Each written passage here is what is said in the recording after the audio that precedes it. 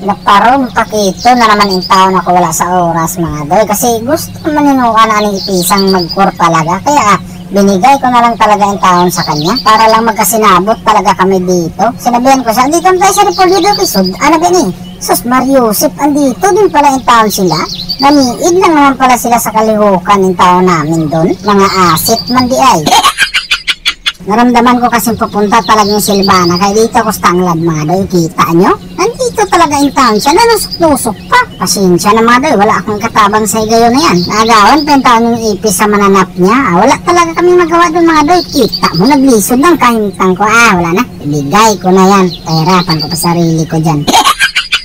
Ginardyahan ko muna yung im-im namin dito at pumunta na sa lokal. Bumakyag nga ako. Kaya lang gusto niya. Kaya pinag-od ko siya dito sa bato mga doy. Sabay tulod ng plikir ko kay Alisod. Pumbiyag na bigyan tanang Laila de Lima. Sinabihan ko yung ipis na palagan niya yung alukad na yan kasi pupunta niya yung pinag-room mo. Sos Mariusip ka, huwag kang madlock dyan. Sabay alis na murarpog natin na itabo. Brown out man, kaya pinuntahan ko yung ipis dito kasi tabangan ko mga doy. Kailangan natin tabangan yan, kita nyo? Kung hindi ako dumating dun, baka naging alaala na lang yung taon yun siya. Kailangan magpasalamat ka sa akin. Si Laila de Lima man talaga yung pinanidaan ko dapat doon. Kaso nakita ko namang nagkagubot na sila dito. Dito pay kay nana kasi wala na yan siyang life jacket mga doy. Nakaduha pa mahinuan ako doon. Kanina nakaplano ka sa akin. Ngayon doy, amurag nakaplano na naman kasi yung flicker ko nangatol na naman hinuan. Sos Mariusip, patawarin mo na lang yung flicker ko. Check booster sa mga tanglad, rumbya pa. Sus Mariusip, binantayan lang pala nila ako. Good job. Sunod ka sa akin na nabi, pakalita natin tong alukad na to.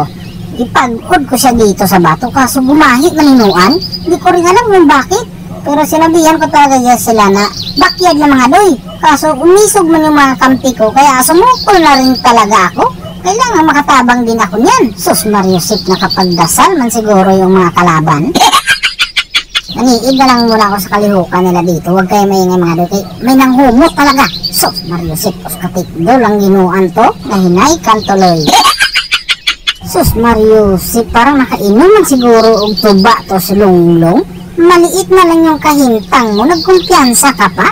Pabaya ka sa sarili mo. Sinabihan ko yung hanabi, huwag kang mauna kasi hindi ka naman room Kaso maisugin talaga siya mga doy. Hindi ko naman siya kayang tiisin ng tignan dyan. Kaya tumabang ako. Ako'y doy peligro.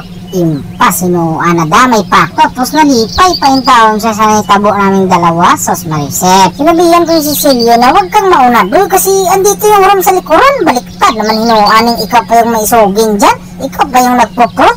Bahala ka din sa kayintang mo. Madamay pa ako dyan sa ginagawa mo. Lupig pa'y hubog. Tagam!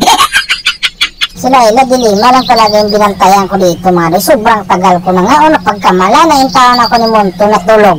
Sos Mariusip, pa naman Monto, huwag kang ganyan. Binabantayan ko na yung kahintang ng Laila de Lima na yan. Kasi masakito na yung taon talaga siya. Naramdaman ko na mga doy. Surbulan Kaya ang plikir ko, tinulod yung taon ako.